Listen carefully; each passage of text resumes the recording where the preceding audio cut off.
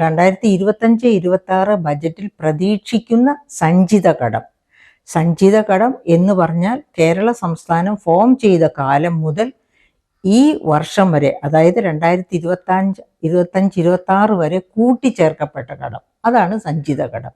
അപ്പം ആ സഞ്ചിത കടം ഈ വർഷം അവസാനത്തോടു കൂടി 4,81,997.62 കോടി ആകുമെന്നാണ് പ്രതീക്ഷിക്കുന്നത്.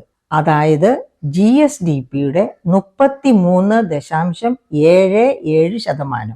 ഇത് GSDPയുടെ 29% നിജപ്പെടുത്തണമെന്ന് fiscal responsibility and budget management act ആവശ്യപ്പെട്ടിരിക്കുന്നതാണ്.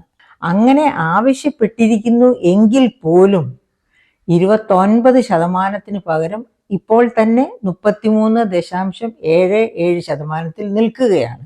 അവിടെ തീരുന്നില്ലല്ലോ. കിഫ്ബി വഴിയും KSSPL വഴിയും എടുക്കുന്ന കടം കൂടി ഈ കടത്തിൻ്റെ കൂടെ ചേർക്കപ്പെടും. അങ്ങനെ ചേർക്കപ്പെടുമ്പോൾ ഇത് 33.77% മുകളിൽ പോകാതെ ഇതിനകത്ത് തന്നെ നിലനിർത്താൻ ഗവൺമെൻറ് അക്ഷീണ ശ്രമം നടത്തേണ്ടി വരും. അതാണ് ഈ വർഷത്തെ കടത്തിൻ്റെ പ്രത്യാഘാതമായി കാണേണ്ടിയിരിക്കുന്നത്.